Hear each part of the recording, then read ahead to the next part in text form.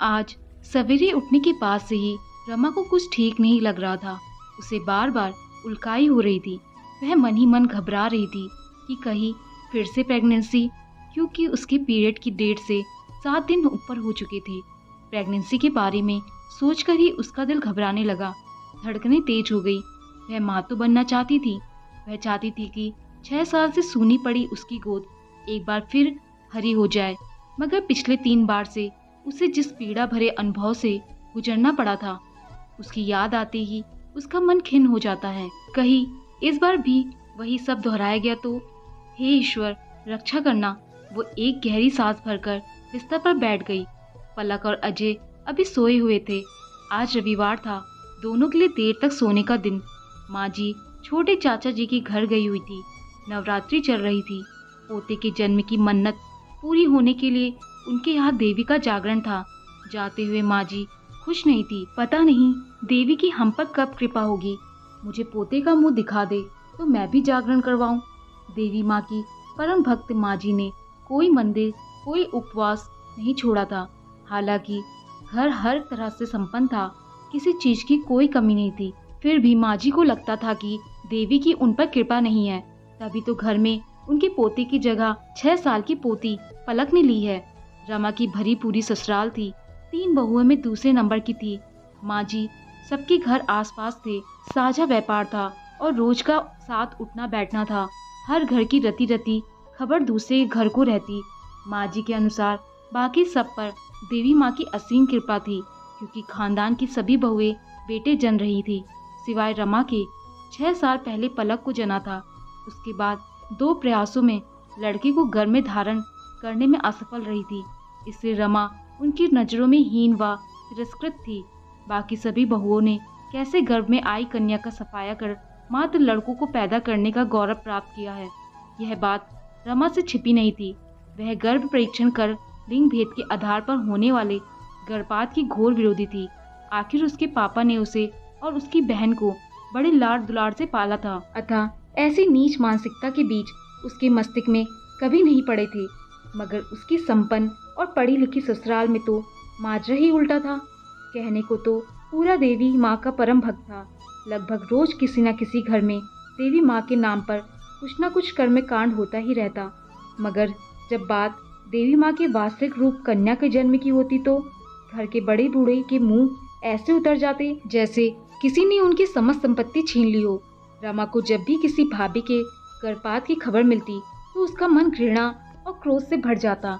ऐसा कोई कैसे कर सकता है अपने ही बच्चे के साथ। मगर जब उसने पहली बार गर्भ धारण किया तो समझ में आया कि बेचारी भाभीयों का कोई कसूर नहीं था। संयुक्त परिवार में घर के बड़ों के भीषण दबाव को झेलना कोई बच्चों का खेल नहीं।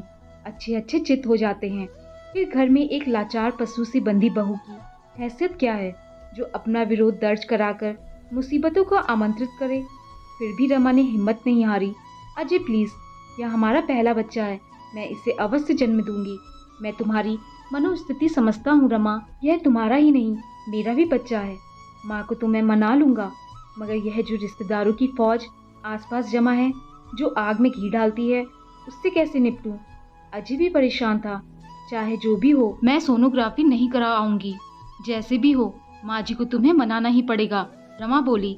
बच्चे को लेकर रमा किसी भी समझौते को तैयार नहीं थी।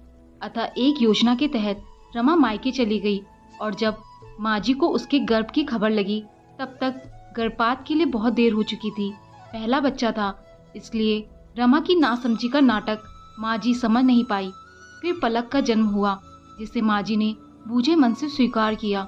उसके जन्म पर ना तो कोई जागरण हुआ, ना ही बधाई के गीत गाए गए। मगर रमा और अजय खुश थे। कोई और करे ना करे, वह अपनी नन्ही सी जान को बेहद प्यार करते थे। 2 साल बाद रमा फिर गर्भवती हुई, पर इस बार माँ जी पूरी तरह से सजग थी। वह पहली भूल को किसी भी कीमत पर दोहराना नहीं चाहती थी। रमा की छोटी से छोटी हरकत पर भी उनकी पैनी नजर थी कि वह बच ना सके। माँ के इमोशनल ड्रामे, रोने धोने और कलेश से बचने के लिए अजय अनचाहे मन से ही सही रमा पर दबाव डालने लगा। रमा, माँ को हर बार संभालना मेरे लिए असंभव है। पिछली बार हमारी बात रह गई थी, लेकिन इस बार माँ के मन की हो जाने दो। घर का तनाव मुझसे बर्दाश्त नहीं होता। मैं शांति से जीना चाहता हूँ। घर की हर बात माँ जी रो धोकर नमक मिर्च लगाकर ऐसे पूरे कुटुंब में पेश करती कि सबकी नजरें रमा और अजय की ओर तन जाती। रोज रोज के कलेश से बचने के लिए रमा ने भारी मन से परिस्थितियों से समझौता कर लिया था। तब से अब तक 2 बार गर्भ हत्या कर दंश झेल चुकी रमा फिर से उसी मोड़ पर आ खड़ी हुई थी। आप बीती सोच सोचकर रमा का सिर भारी हो चला। वो रसोई में चाय बनाने चल दी। रसोई में काम वाली बाई ममता बर्तन धो रही थी। चाय बनाते वक्त रमा को मितली आ गई और वह बाथरूम की ओर भागी। का दीदी, कोई खुशखबरी है क्या? ममता रमा की शारीरिक भाषा से समझ गई थी। रमा उसे एक नजर देखा पर कुछ नहीं कहा। रमा की चुप्पी को हाँ समझ ममता ने अपना अंदाजा पक्का मान लिया। चलो अच्छा ही है दीदी, पलक कब तक अकेले खेलेगी? उसे भी तो कोई साथी चाहे संग खेलने वास्ते। अकेले बच्चे का घर में बिल्कुल जीना लगे है। अच्छा, तेरे कितने बच्चे हैं? रमा ने चाय छानते हुए पूछा। कितने का क्या मतलब? बस एक ही है, बिटिया है मेरी। अब तो सयानी हो गई है, 10वीं में पढ़ती है। बताते हुए ममता का चेहरा गर्व से दमक उठा। क्यों, दूसरा नहीं किया उसके बाद? क्या बताऊं दीदी, इसके जन्म पर इतनी कलेश पड़ गई थी घर में। इसके टाइम धोखे से डॉक्टरी जांच करा दी थी मेरी। मैं ठहरी अनपढ़ गवार, मुझे तो कुछ पता ही नहीं था। छोरी जान पेट गिराने को पीछे पड़ गए कमीने, मगर मैं तैयार नहीं हुई। भला बताओ तो दीदी, अगर मेरे माँ बाप मेरे साथ ऐसा करते तो मैं कैसे आती इस दुनिया में? फिर क्या हुआ? रमा उत्सुक थी। होना क्या था दीदी, मैंने अपनी सास और पति को जो खरी खोटी सुनाई है कि पूछो मत। मैंने साफ कह दिया कि माना मैं अनपढ़ गवार हूँ, मगर हाथ पैर से सलामत हूँ।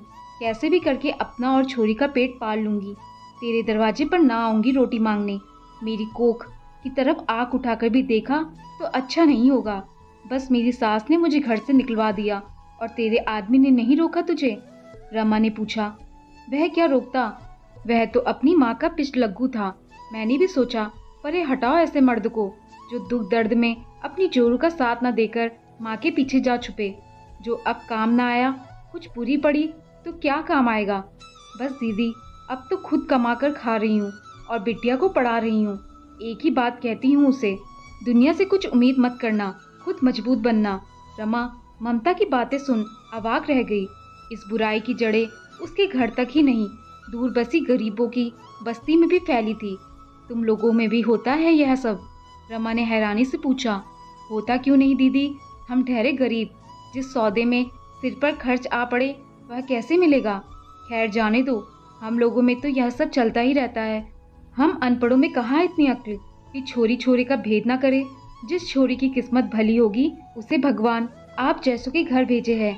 अपनी पलक को ही देख लो, रानी बनकर राज करे है। घर पर ममता दर्द भरी आवाज में बोली। ममता की आखिरी बात रमा के दिल को तीर की तरह भेद गई। इससे क्या पता पलक के अस्तित्व की रक्षा के लिए कितने प्रयत्न करने पड़े थे उसे। बेटियों को मारने का चलन अनपढ़ों से ज्यादा पढ़े लिखे संपन्न परिवारों में है, जो अपना जीवन भगवान की इच्छा से नहीं बल्कि अपने समीकरणों पर जीना चाहते हैं। क्यों हर तरह से संपन्न परिवार भी लड़की के जन्म को भारी मन से लेता है। पता नहीं वह कौन सी मानसिकता है जो उन्हें अपने ही अंश को नष्ट करने के लिए उकसाती है। रमा चाय लेकर अपने कमरे में आ गई, मगर अब उसे पीने का मन नहीं हुआ। जो कुछ उसके सामने आने वाला था उसके लिए वह अभी तैयार नहीं थी।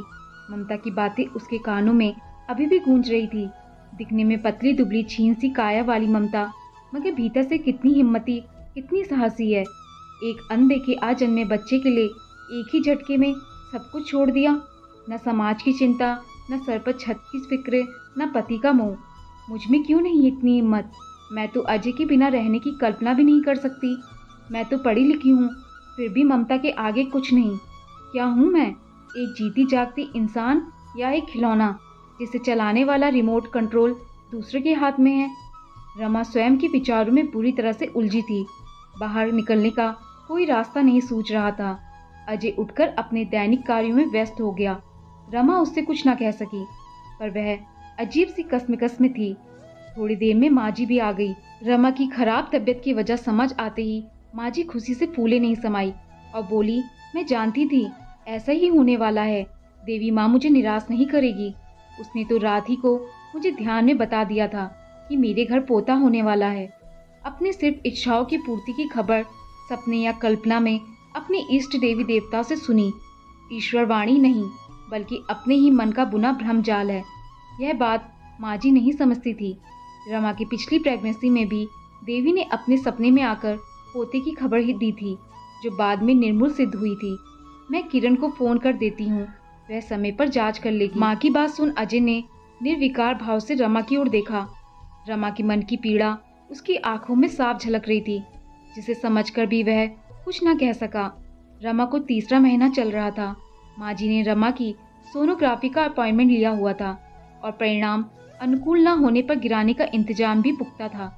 वैसे तो हमारे देश में लिंग परीक्षण अपराध की श्रेणी में आता है, मगर कुछ अतिरिक्त सुविधा शुल्क देकर कौन सी ऐसी सुविधा है जो खरीदी नहीं जा सकती। रमा के साथ क्लिनिक में अजय को न भेजकर माँ जी स्वयं जा रही थी, क्योंकि उन्हें अपने बेटे पर पूरा भरोसा नहीं था। कहीं रमा की बातों में आकर पलट गया तो उनकी उम्मीदों पर पानी फिर जाएगा। उमा की सोनोग्राफी हो चुकी थी। आशाओं पर एक बार फिर पानी फिर गया था, मगर वह नीति के आगे घुटने टेकने को तैयार नहीं थी। जैसे जैसे गर्भपात का समय पास आ रहा था, रमा की बेचैनी बढ़ती जा रही थी। उसका अंतर्मन चित्कार कर रहा था, मत होने दे, यह अधर्म रमा, बहुत हुआ। कब तक यूँ अपने ही खून की हत्याओं का पाप ढोती रहेगी? क्या तू ममता से भी गई गुजरी है? जब वह अपनी कोख की रक्षा के लिए सब कुछ त्याग सकती है, तो तू क्यों नहीं? क्या होगा? ज्यादा से ज्यादा यही ना कि तुझे घर छोड़ना पड़ेगा, मगर अपनी बच्ची को कम से कम जीवित तो देख पाएगी। वह नन्ही सी जान पूरी तरह से तुझ पर आश्रित है। सोचती होगी कि मैं अपनी माँ की कोख में सुरक्षित हूँ। मेरी माँ है तो कोई मेरा क्या बिगाड़ सकता है। चैन से सोई होगी वह। क्या बीतेगी उस पर जब जानेगी कि अपनी कोख में सहजने वाली माँ ही आज प्राणघातनी बनी हुई है। मत कर ऐसा अन्याय उसके साथ। आज अजय के प्यार की भी परीक्षा होने दे। हर बार गलत फैसलों के लिए मात्र सम्मान के नाम पर माँ के साथ खड़ा होने वाला आदमी क्या एक सही फैसले के लिए तेरे साथ नहीं खड़ा हो सकता? और अगर वह अभी तेरे साथ खड़ा नहीं हो सका तो फिर ऐसे पति से क्या उम्मीद करना? वह तो जीवन के किसी भी मोड़ पर तेरा साथ छोड़ सकता है। तो इतनी आसमझ भी नहीं कि अपनी बच्चियों का भार ना उठा सके। बस जरा सी हिम्मत कर रमा। रमा चलिए। नर्स की आवाज़ सुन रमा का शरीर जैसे काठ का हो गया। जैसे तैसे वह खड़ी हुई, मगर पाँव नहीं हिला पा रही थी। यह मुझसे नहीं होगा माँ जी, मैं यह नहीं करूँगी। कंठ में फंसा निर्णय पूरे आवेश के साथ बाहर निकला। अजय जिस कलेश के आगे नतमस्तक था, वह आज पूरे उफान पर था। बहुएं घर बसाने के लिए होती हैं, उजाड़ने के लिए नहीं। मेरे वंश का खात्मा करने पर तुली है ये। कह देती हूँ अजय, या तो इसे समझा ले, वरना इसका हमसे कोई नाता नहीं रहेगा। माँ जी गुस्साई आवाज में बोली। ना रहे तो ना सही माँ जी, मैं इसके लिए तैयार हूँ, मगर इस बार अपनी कोख पर आँच ना आने दूंगी। मेरा निर्णय नहीं बदलने वाला। आगे जैसी आपकी मर्जी। मैं आज ही यहाँ से अपनी बिटिया को लेकर चली जाऊंगी। रमा की वाणी और भाव दोनों शांत थे। अब वह हर परिस्थिति का सामना करने के लिए तैयार थी। कोई कहीं नहीं जाएगा माँ। रमा ने जो किया ठीक किया। मैं खुद भी यही चाहता था, मगर ना जाने क्यों चाहकर भी साहस नहीं कर पा रहा था। अपनी 2 बेटियों की हत्या की ग्लानि अभी तक है मुझे। तीसरी की झेलने की शक्ति नहीं है मुझ में। हिम्मत करके अजय बोला। यह क्या कह रहा है तू? इसके साथ साथ तेरा भी सिर फिर गया है क्या? मरने के बाद कोई क्रियाक्रम श्राद्ध करने वाला भी नहीं होगा तेरा। आत्मा को मुक्ति नहीं मिलेगी। माँ की बातें सुन इस बार अजय की सहनशक्ति जवाब दे गई। आत्मा की मुक्ति अपने अच्छे बुरे कर्मों से होती है, किसी कर्म कांड से नहीं। और आज एक बात कान खोलकर सुन लो माँ, अगर तुमने रमा की प्रेगनेंसी में किसी भी तरह की कोई भी बाधा खड़ी की या उसे किसी भी तरह का तनाव दिया, तो हमारी मुक्ति हो या ना हो, तुम्हारी नहीं होगी। क्योंकि फिर मैं तुम्हारे मरने पर ना तो तुम्हारे क्रियाक्रम में आऊंगा और ना ही पिंडदान। आज अजय के दिल में फंसा वर्षों का गुबार भी फूटकर बाहर निकल गया। माँ जी उसके जवाब में जड़वत रह गई। रमा, अगर तुम्हारे साथ किसी भी प्रकार का दुर्व्यवहार हुआ तो तुम्हारे साथ मैं भी घर छोड़ दूंगा। अजय की अप्रत्याशित प्रतिक्रिया से रमा भाव विहीन हो गई और उसे लिपटकर रो पड़ी। आज उसकी सूनी गोद फिर हरी हो गई थी। आज उसने अपनी कोख के साथ अपने सुहाग पर भी अधिकार पा लिया था। दोस्तों, आपको कहानी पसंद आई हो तो लाइक, शेयर और सब्सक्राइब जरूर करें और चैनल पर नए आए हैं तो चैनल को सब्सक्राइब करना ना भूलें। धन्यवाद।